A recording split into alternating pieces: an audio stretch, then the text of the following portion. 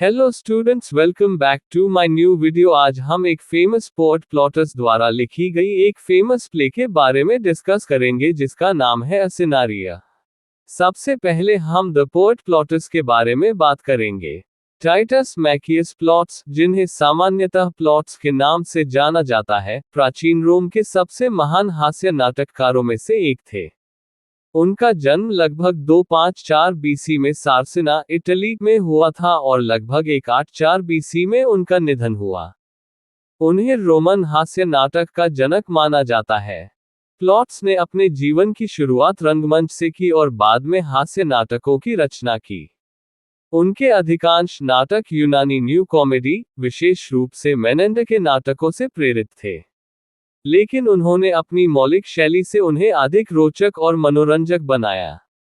उनके नाटकों में चतुर दास, लालची बूढ़े, डींग मारने वाले सैनिक, हास्यपूर्ण गलतफहमियां, मनोरंजक संवाद और गीत प्रमुख विशेषताएं हैं। प्लॉट्स के लगभग 20 पूर्ण नाटक आज भी उपलब्ध हैं। उनके प्रसिद्ध नाटकों में अ सिनारियो, मनेचमी, एम्फिट्रुओ, ओल्यूलेरिया और माइल्स ग्लोरियोसस शामिल हैं। प्लॉट्स का प्रभाव बाद के अनेक महान साहित्यकारों पर पड़ा। विलियम शेक्सपियर और मोलियर जैसे प्रसिद्ध नाटककारों ने भी उनके नाटकों से प्रेरणा ली। उनकी रचनाएं तेज गति वाली कहानी, चतुर कथानक, हास्यपूर्ण घटनाओं और मानव स्वभाव के यथार्थ चित्रण के लिए प्रसिद्ध हैं। आज भी प्लॉट्स विश्व साहित्य के सबसे महान हास्य नाटककारों में गिने जाते हैं। उनके नाटक केवल मनोरंजन ही नहीं करते, बल्कि लालच, प्रेम, पाखंड, स्वार्थ और मानवीय मूर्खता के बारे में महत्वपूर्ण शिक्षा भी देते हैं। अब हम अ सिनारियो टाइटल का अर्थ क्या है इसके बारे में बात करेंगे। अ सिनारियो शब्द लैटिन भाषा के एसिनस से बना है, जिसका अर्थ गधा होता है। इसलिए अ सिनारियो का शाब्दिक अर्थ है गधों की कॉमेडी या गधों का नाटक। ये शीर्षक पूरी तरह उपयुक्त है क्योंकि पूरे नाटक की कहानी गधों की बिक्री से मिले पैसों के इर्द गिर्द घूमती है। यही पैसा आर्गिरिपस को उसकी प्रेमिका फिलेनियम से मिलाने में सबसे महत्वपूर्ण भूमिका निभाता है। लिबेनस और लियोनिडा अपनी चतुराई से इसी पैसे को प्राप्त करते हैं, जिससे कहानी आगे बढ़ती है। प्रतीकात्मक रूप से भी यह शीर्षक सार्थक है। नाटक में डेमाइनेट्स जैसे कई पात्र लालच, वासना और स्वार्थ के कारण मूर्खतापूर्ण व्यवहार करते हैं। इसलिए शीर्षक ये भी संकेत देता है कि मनुष्य जब लालच और स्वार्थ में अंधा हो जाता है, तो वह भी गधे की तरह मूर्ख बन जाता है।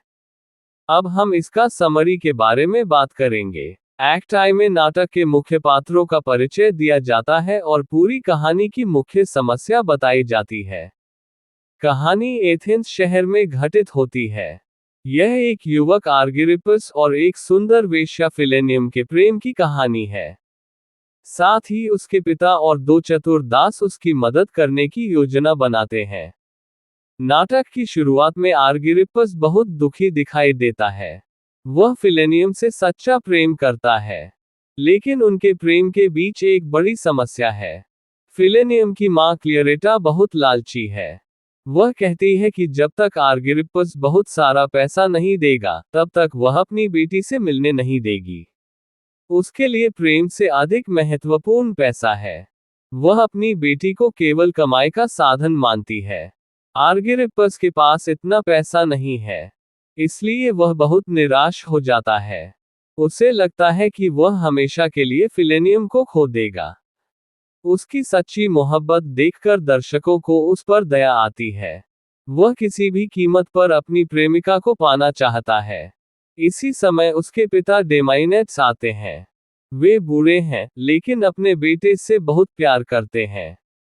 उनकी पत्नी बहुत सख्त है और घर का सारा पैसा उसी के नियंत्रण में है। इसलिए डेमाइनेट्स के पास खुद कोई धन नहीं है। फिर भी वे अपने बेटे की परेशानी सुनते हैं और उसकी मदद करने का वादा करते हैं। लेकिन डेमाइनेट्स पूरी तरह निस्वार्थ नहीं है।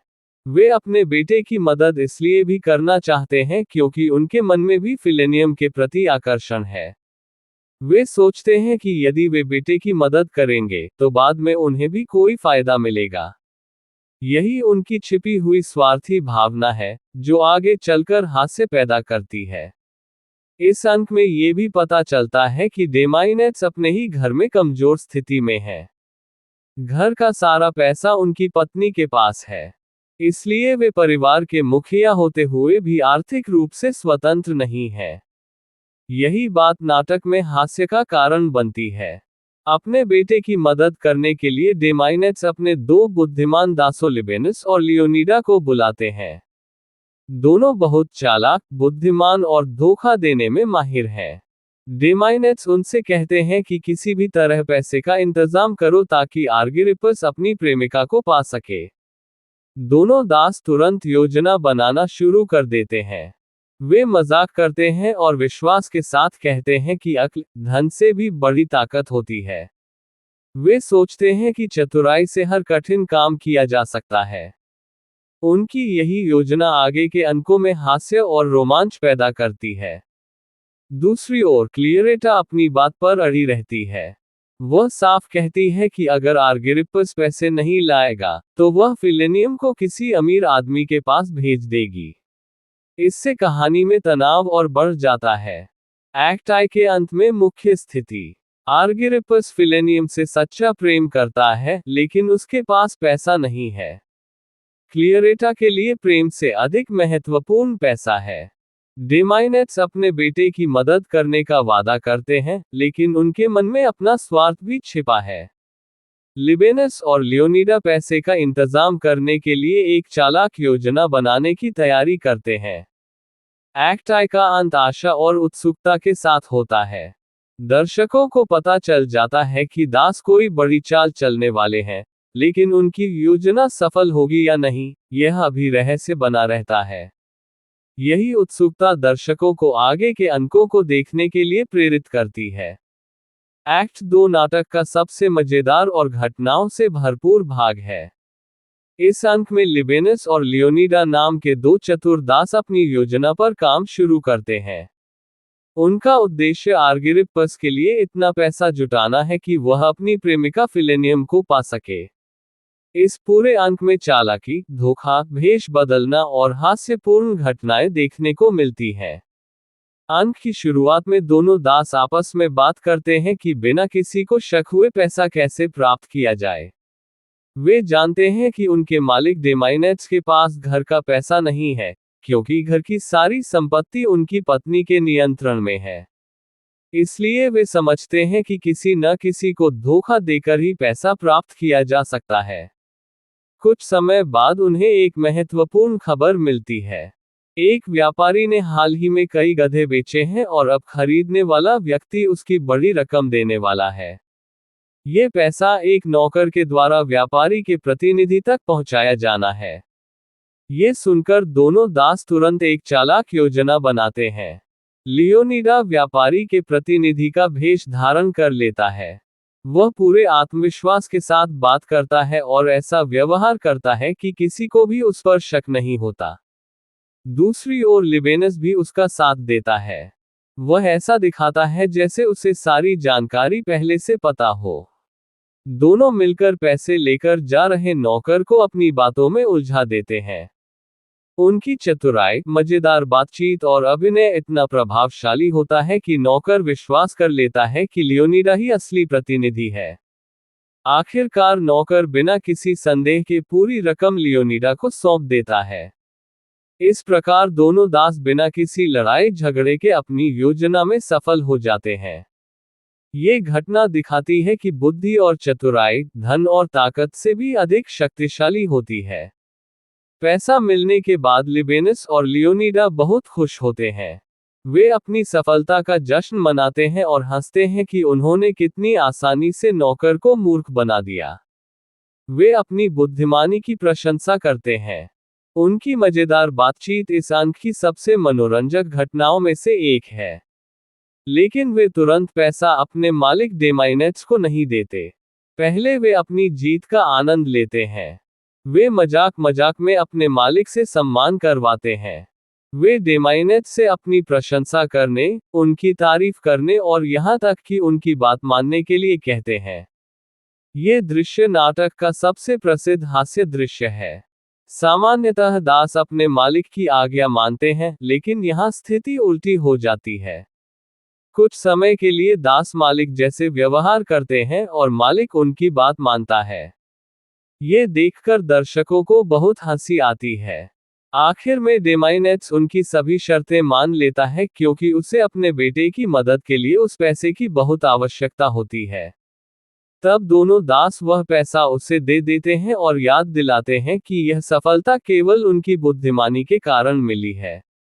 एक्ट 2 के अंत तक कहानी की सबसे बड़ी समस्या हल होती हुई दिखाई देती है। क्लियरेटा को देने के लिए आवश्यक पैसा मिल चुका है।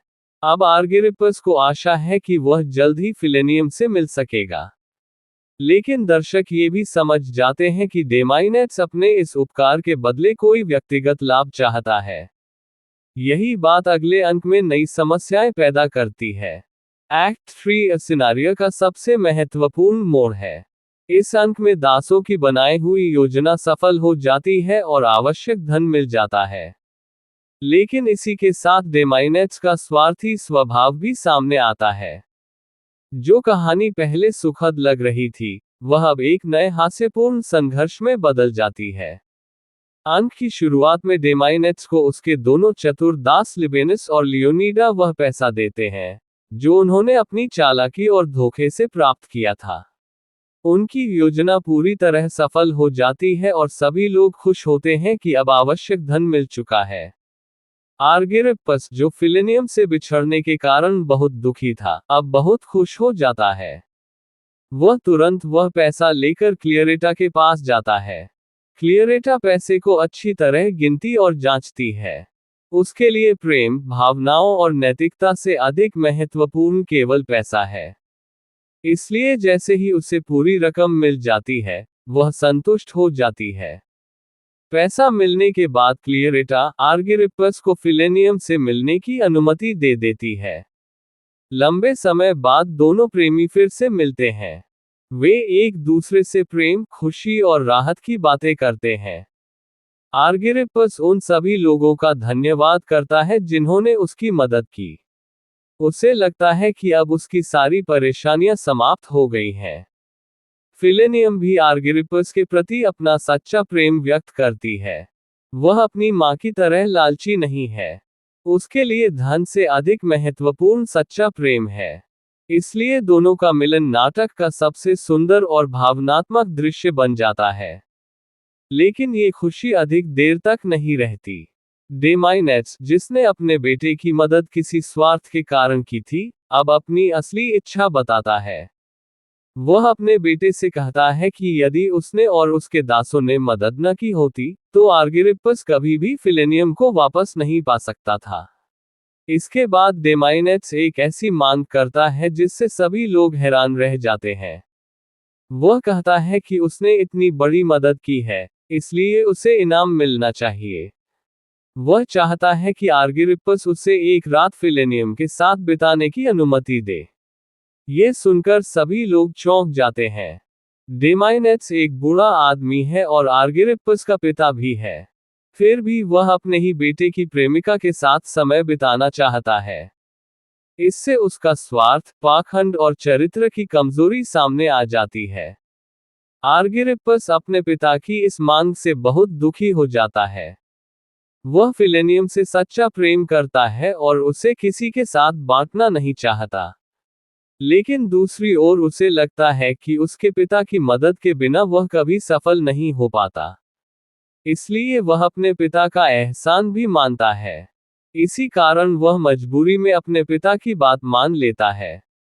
वह बहुत दुखी होकर यह शर्त स्वीकार करता है, क्योंकि उसे लगता है कि उसके पास कोई दूसरा रास्ता नहीं है।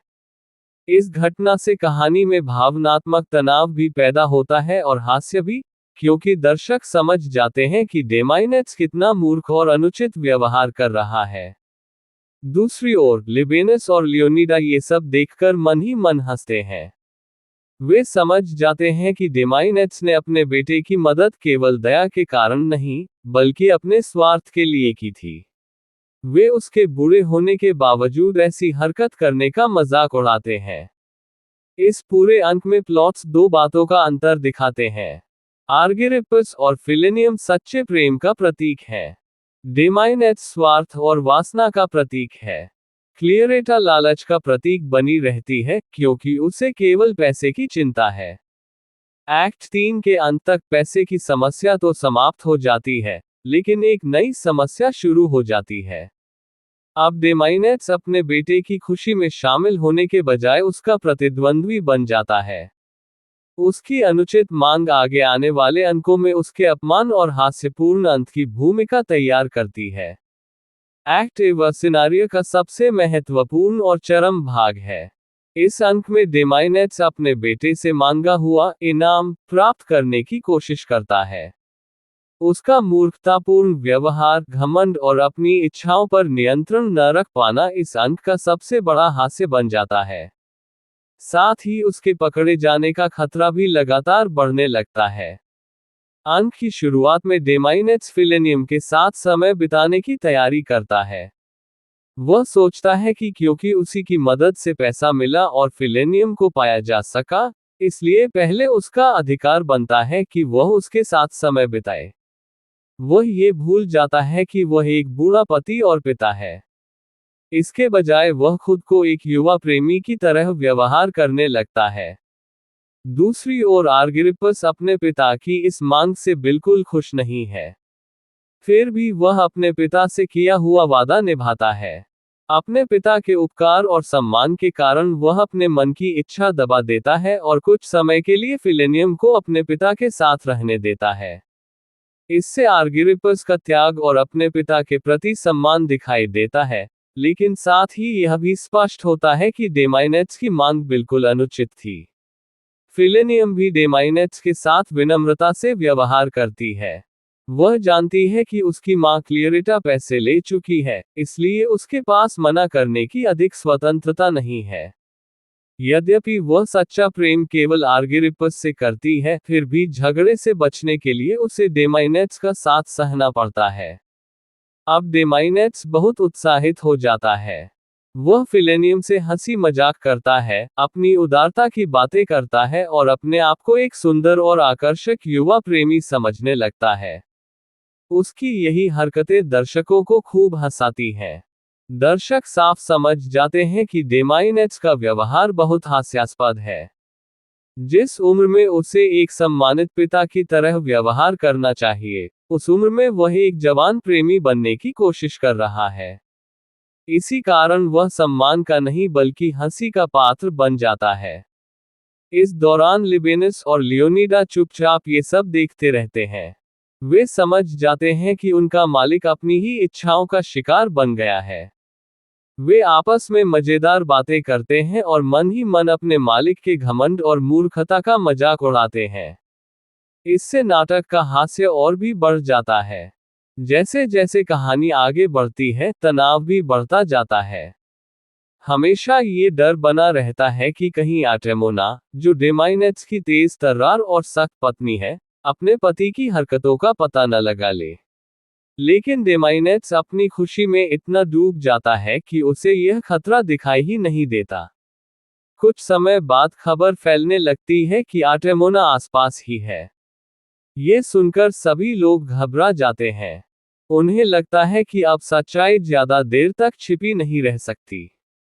लेकिन डेमाइनेट्स फिर भी अपनी मूर्खता नहीं छोड़ता। उसे विश्वास होता है कि वह बच जाएगा।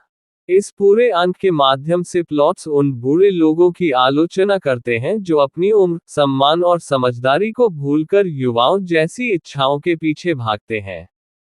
डेमाइनेट्स का व्यवहार प्रेमपूर्ण नहीं बल्कि हास्यास्पद और शर्मनाक दिखाया गया है। उसका घमंड, पाखंड और आत्मसंयम की कमी उसे हंसी का पात्र बना देती है। एक्टिव के अंत तक दर्शकों को साफ महसूस होने लगता है कि अब डेमाइनेट्स की मुसीबत आने वाली है। वह अभी भी सोचता है कि उसकी योजना सफल हो गई है, लेकिन सभी संकेत बताते हैं कि उसका झूठ और उसका गलत व्यवहार बहुत जल्द सबके सामने आ जाएगा। यही उत्सुकता अगले और अंतिम अंक के लिए माहौल तैयार करती है, जहां उसे अपने कर्मों का परिणाम और सार्वजनिक अपमान झेलना पड़ेगा। एक्ट 3 सिनारियो का अंतिम अंक है। इसी अंक में पूरी कहानी का अंत होता है। पूरे नाटक में जो चालाकियां, झूठ और स्वार्थ दिखाई देते हैं, वे सब अंत में सबके सामने आ जाते हैं। इस अंक का अंत डेमाइनेट्स के अपमान, न्याय की जीत और व्यवस्था की पुनः स्थापना के साथ होता है। अंक की शुरुआत में डेमाइनेट्स अभी भी फिलेनियम के साथ समय बिता रहा होता है। वह एक पति और पिता होने की अपनी जिम्मेदारियां पूरी तरह भूल चुका है। उसे लगता है कि उसकी योजना सफल हो गई है और अब कोई भी उसके इस रहस्य को नहीं जान पाएगा। इसी घमंड के कारण वह लापरवाह हो जाता है और एक बूढ़े व्यक्ति की जगह एक युवा प्रेमी की तरह व्यवहार करता रहता है। इसी बीच उसके लिए मुसीबत आने लगती है। उसकी पत्नी आर्टेमोना, जो बहुत समझदार और दृढ़ स्वभाव की महिला है, अपने पति के गलत व्यवहार की बातें सुनती है। एक नौकर उसे बताता है कि डेमाइनेट्स एक वेश्या के साथ समय बिता रहा है और बहुत शर्मनाक व्यवहार कर रहा है। पहले तो आर्टेमोना को विश्वास नहीं होता, लेकिन जल्द ही वह बहुत क्रोधित हो जाती है और स्वयं जाकर सच्चाई देखने का निर्णय लेती है। आर्टेमोना अपने सेवकों के साथ अचानक उस घर पहुंच जाती है जहां डेमाइनेट्स और फिलेनियम मौजूद होते हैं। उसके अचानक आ जाने से वहां अफरा तफरी मच जाती है। डेमाइनेट्स के पास न तो भागने का समय होता है और न ही कोई बहाना बनाने का अवसर। वह रंगे हाथों पकड़ा जाता है। जब आर्टेमोना अपने पति को एक युवा स्त्री के साथ देखती है, तो वह बहुत गुस्सा हो जाती है। वह सबके सामने डेमाइनेट्स को डांटती है। वह कहती है कि उसने अपने परिवार, अपनी इज्जत और अपनी उम्र का सम्मान नहीं किया। उसकी कड़ी बातें सुनकर डेमाइनेट्स का सारा घमंड टूट जाता है। अब डेमाइनेट्स बहुत डर जाता है और शर्मिंदा हो जाता है। जो व्यक्ति पहले बहुत आत्मविश्वास से भरा हुआ था, वही अब अपनी पत्नी के सामने असहाय खड़ा रहता है। वह अपनी सफाई देने की कोशिश करता है, लेकिन कोई उसकी बात नहीं मानता। उसकी हर बात उसे और भी हास्यास्पद बना देती है। आर्गिरिपस ये सब देखता है। उसे अपने पिता पर थोड़ी दया आती है, लेकिन वह ये भी समझता है कि यह अपमान उसके पिता की अपनी गलती का परिणाम है। उन्होंने स्वार्थ और पाखंड के कारण स्वयं ये स्थिति पैदा की है। इसलिए दर्शकों को भी लगता है कि डेमाइनेट्स को यही सजा मिलनी चाहिए थी। दूसरी ओर लिबेनस और लियोनिडा भी यह सब देखकर खुश होते हैं। पूरे नाटक में उन्होंने अपनी बुद्धिमानी साबित की थी। अब वे देखते हैं कि उनका मालिक अपनी ही मूर्खता के कारण अपमानित हो रहा है। उनकी मजेदार टिप्पणियां अंतिम दृश्य को और भी हास्यपूर्ण बना देती हैं। क्लियरेटा की चिंता अभी भी केवल पैसे तक सीमित रहती है। उसे किसी की भावनाओं या परिवार की इज्जत से कोई मतलब नहीं है। वहीं फिलेनियम अब डेमाइनेट्स की अनुचित मांग से मुक्त हो जाती है। वह अंत तक आर्गिरिपस से सच्चा प्रेम करती रहती है। इस नाटक का सबसे महत्वपूर्ण दृश्य डेमाइनेट्स का सार्वजनिक अपमान है। जिस इनाम को पाने के लिए उसने अपने बेटे का भी विश्वास तोड़ा था, वही उसके लिए सबसे बड़ी शर्म का कारण बन जाता है। वह अपनी पत्नी, बेटे, दासों और सभी लोगों के सामने अपनी इज्जत खो देता है। जिसने दूसरों को धोखा देने की कोशिश की थी, अंत में वही अपनी गलतियों का सबसे बड़ा शिकार बनता है। नाटक का अंत बिना किसी हत्या या दुखद घटना के होता है। यहाँ न्याय कठोर सजा से नहीं, बल्कि हंसी और सार्वजनिक अपमान के माध्यम से मिलता है। डेमाइनेट्स के अपमान के बाद परिवार और समाज में फिर से सही व्यवस्था स्थापित हो जाती है। अब हम असिनारियो प्ले की निष्कर्ष क्या है इसके बारे में बात करेंगे। असिनारियो एक बहुत ही मनोरंजक रोमन हास्य नाटक है। इस नाटक में प्रेम, चालाकी, धोखा, गलत पहचान और व्यंग्य का सुंदर मिश्रण देखने को मिलता है। प्लॉट्स ने इस नाटक में हास्यपूर्ण संवाद, चतुर दास और मजेदार गलतफहमियों का उपयोग करके दर्शकों का मनोरंजन किया है। साथ ही उन्होंने लालच, पाखंड और शक्ति के गलत उपयोग की भी आलोचना की है। नाटक के अंत में डेमाइनेट्स का स्वार्थ और गलत व्यवहार सबके सामने आ जाता है।